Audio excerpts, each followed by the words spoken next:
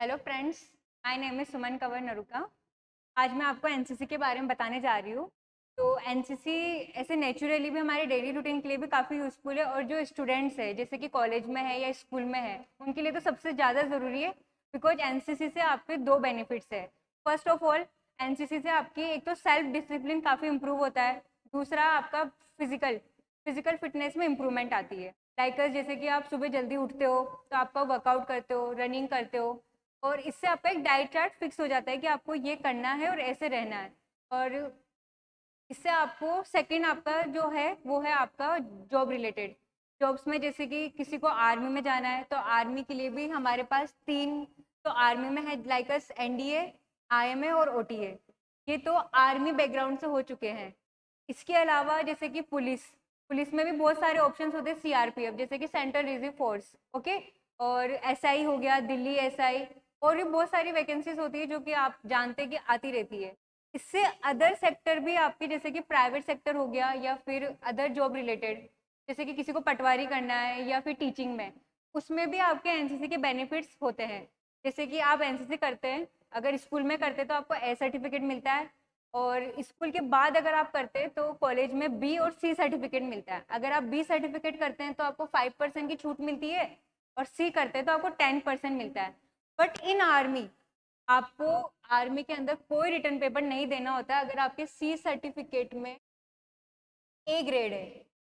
A grade होने की वजह से क्या होता है, आपको रिटर्न पेपर आपका माफ हो जाता है। आप डायरेक्ट जाते हैं एसएसबी के लिए। एसएसबी क्या होता है? आपका एसएसबी होता है सर्विस सिलेक्शन बोर्ड। ये एक इंटरव्यू प्रोसेस है। जैसे कि मैं आपको बता दूं, फर्स्ट बॉयज के लिए और गर्ल्स के लिए NDA, national defence service, national defence academy, जो कि खड़कवासला में है। ये बॉयज और गर्ल्स दोनों के लिए। इसमें एक एज क्राइटेरिया है। एज क्राइटेरिया है जैसे कि गर्ल्स के लिए है 19.5, और बॉयज के लिए भी सेम है। आफ्टर 12 आप इसके लिए फॉर्म अप्लाई कर सकते हैं, तो आप इसके लिए एलिजिबल हो जाते हैं। नेक्स्ट आता है आपके लिए IMA, only for boys, Indian military academy, जो कि देहरादून में है। ये सिर्फ बॉयज के लिए। इसमें आप मैथमेटिक्स से ही जा सकते हैं।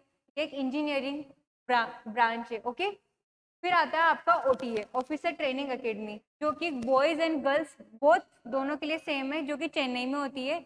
या आपकी आफ्टर ग्रेजुएशन होती है, ग्रेजुएशन के बाद में, ठीक है। आफ्टर ग्रेजुएशन जैसे कि आपकी कितनी परसेंटेज डजेंट मैटर, आपके अगर 50% मार्क्स भी है कोई फर्क नहीं पड़ता। बट अगर आपके पास सी सर्टिफिकेट में ए ग्रेड है तो आप डायरेक्ट स्पेशल एंट्री यूज कर सकते हैं एनसीसी, ओके। स्पेशल एंट्री में क्या होता है, आपको डायरेक्ट एसएसबी देना होता है।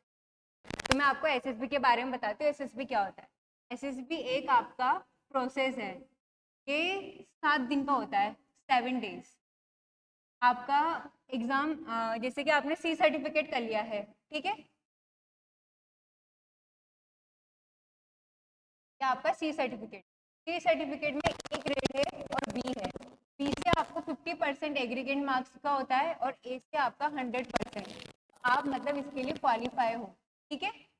7 डेज के इंटरव्यू में आपको एसएसबी की फुल फॉर्म होती है, मैं आपको एसएसबी बताती हूँ, सर्विस सिलेक्शन बोर्ड।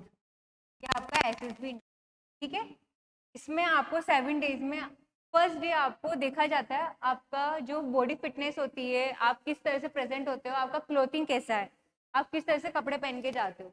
इसी में आपका ग्रुप डिस्कशन होता है, इसी में आपका फिजिकल एक्टिविटीज, आपका डिनर, ग्रुप कमांडर्स के साथ बैठना, जो भी कोई भी आपके जो मेन इंचार्ज होते हैं उनके साथ। ये आपका एसएसबी होता है। एसएसबी इन सब के अलावा एनसीसी का आपका डेली रूटीन में सबसे ज्यादा फायदा है। जैसे कि आपको डिसिप्लिन सीखने को मिल गया, एनसीसी कर रहे हो तो, ठीक है। के अलावा आपकी लीडरशिप क्वालिटी, सबसे मेन, लीडरशिप क्वालिटी इम्प्रूव होती है। जैसे कि किसी को डर लगता है कि मैं ये नहीं कर सकता, मैं वो भी नहीं कर सकता, तो इससे आप में एक मोटिवेशन आता है कि मैं ये भी कर सकता हूँ। एनसीसी के अलावा जैसे कि आप एनसीसी कर चुके हो, उसके बाद आपको ऐसा लगता है कि नहीं मुझे इनमें नहीं जाना है, मुझे तो पुलिस में जाना है। तो पुलिस के लिए भी आपके पास बहुत ऑप्शंस है। पुलिस में Rajasthan SI, okay, Delhi SI, Delhi SI, okay. इसके अलावा आपकी आती है पैरामिलिट्री फोर्सेस, ठीक है, जो कि बॉयज़ के लिए रिप्रेजेंट करवाई जाती है, ओनली फॉर बॉयज़। पहला मिलिट्री फोर्सेस है, के अलावा आपकी आती है CRPF, यानी कि सेंट्रल रिजर्व पुलिस फोर्स।